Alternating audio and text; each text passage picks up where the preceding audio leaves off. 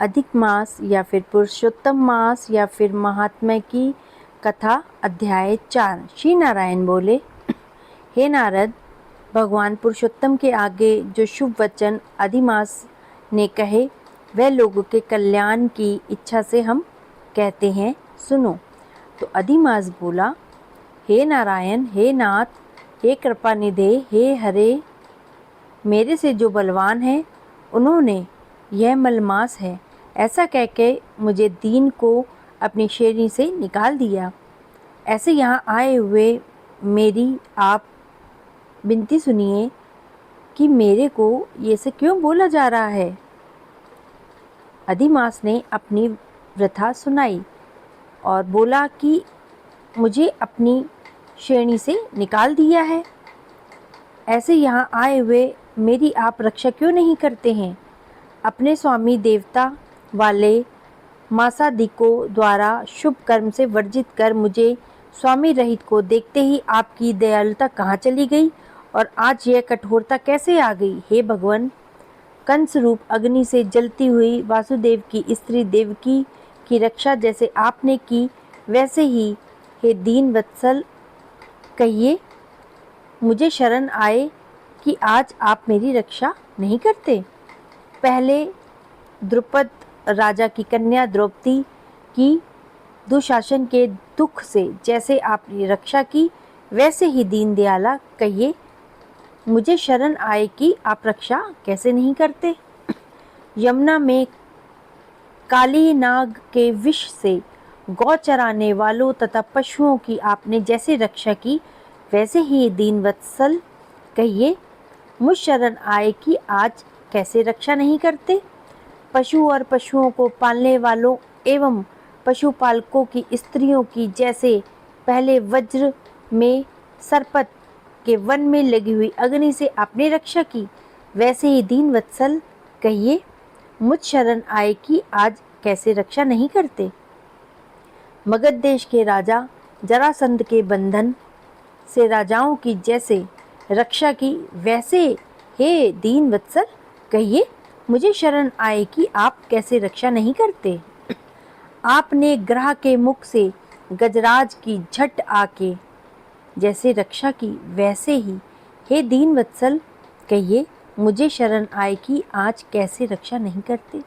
श्री नारायण बोले, इस प्रकार भगवान को कह स्वामी रहित मलमास आंसू बहता हुआ मुख लिए जगतपति के सामने चुपचाप खड़ा रहा।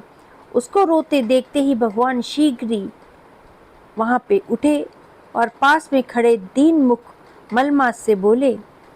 श्री हरि बोले, हे वत्स, क्यों इस समय अत्यंत दुख में डूबे हुए हो।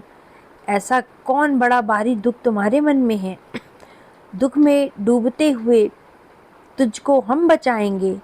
तुम शोक मत करो, मेरी शरण में आया फिर शोक करने के योग्य नहीं रहता है। यहाँ आके महादुखी नीच भी शोक नहीं करता है, किस लिए तुम यहाँ आके शोक में मन को दबाए हुए हो।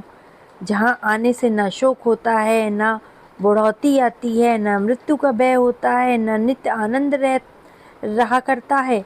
इस प्रकार के बैकुंठ में आके तुम कैसे दुखी हो सकते हो।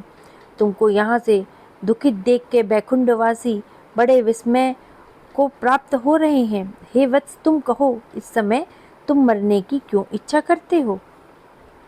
श्री नारायण बोले, इस प्रकार भगवान के वाक्य सुनकर बोझा लिए हुए आदमी जैसे बोझा रखकर श्वास पे श्वास लेता है, इसी प्रकार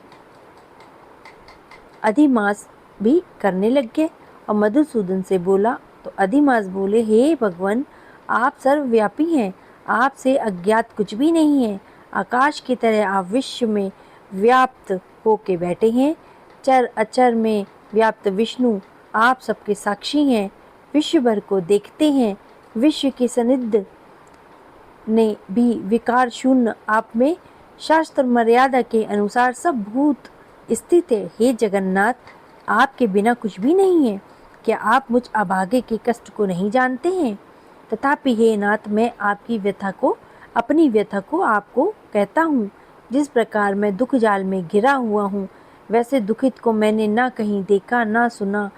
क्षण, निमेष, मुहूर्त, पक्ष, मास, दिन और रात सब अपने अपने स्वामियों के अधिकारों से सर्वदा बिना भय के प्रसन्न रहते हैं। मेरा ना कोई नाम है, ना ही कोई अधिपति है, ना कोई मुझको आश्रित है। अतः क्षणाधिक समस्त स्वामी वाले देवों ने शुभ कार्य से मेरा निरादर किया है। यह मलमास सर्वथा अंधा है, गर्त से गिरने वाला है, ऐसे सब कहते हैं। इसी के कारण मैं मरने की इच्छा करता हूँ, अब जीने की इच्छा नहीं है। निंद जीवन से तो मरना ही उत्तम है। तो सदा जल के करता है, वह किस तरह से सो सकता है? हे महाराज, मुझसे अधिक मुझको और कुछ नहीं कहना है। वेदों में आपकी इस तरह प्रसिद्धि है कि पुरुषोत्तम आप परोपकार प्रिय हैं और दूसरों के दुख को सहन नहीं करते हैं। अब आप अपना धर्म समझ के जैसी इच्छा हो वैसा करें। आप प्रभु और महान हैं। आपके सामने मुझ जैसे पामर को घड़ी घड़ी कुछ कहते रहना उचित नहीं है। मैं मरूंगा, मैं मरूंगा, मैं अब नहीं जी पाऊंगा। ऐसा पुनः पुनः कह के वह अधिमास, हे ब्रह्मपुत्र, चुप हो जाओ। तब इस प्रकार गिरते हुए मलमास को देख भगवान की सभा के लोग बड़े विस्मय होके बोले। श्री नारायण बोले, इस प्रकार कह के चुप हुए अधिमास के प्रति बहुत कृपा भार से अवसन्न हुए श्री कृष्ण मेघ के समान गंभीर वाणी से चंद्रमा की किरणों की तरह उसे शांत करते हुए बोले।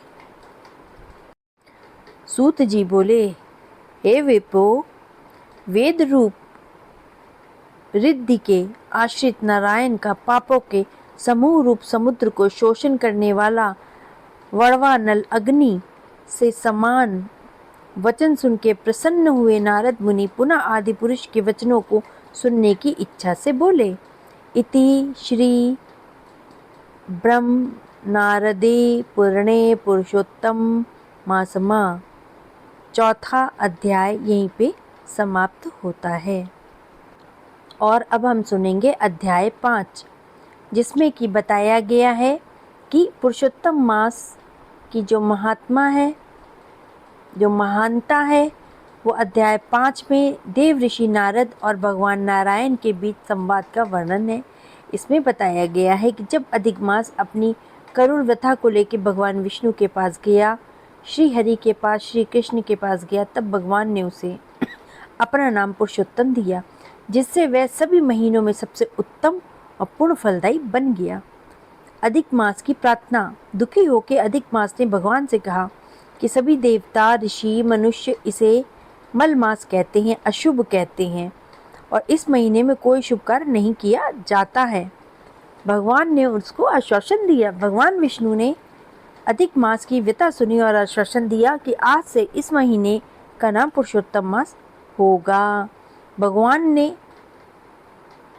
इसे वरदान दिया कि जो कोई भी इस पवित्र मास में व्रत करेगा, दान करेगा, कथा वाचन या फिर भगवान की भक्ति करेगा, उसे सभी पापों से मुक्ति प्राप्त होगी और उसके सभी पाप नष्ट हो जाएंगे और उसे अश्वमेघ यज्ञ के समान पुण्य की प्राप्ति होगी। इस अध्याय को सुनने से, पाठ करने से भक्तों की सभी मनोकामनाएं पूर्ण होती हैं और जन्मों जन्मों के पापों से मुक्ति प्राप्त होती है। मेरे इस चैनल में आपको अध्याय 4 और अध्याय 5 दोनों मैंने कथा सुनाई है। अगर आपको मेरा चैनल पसंद आया हो तो इसको लाइक, शेयर और सब्सक्राइब करिएगा। धन्यवाद।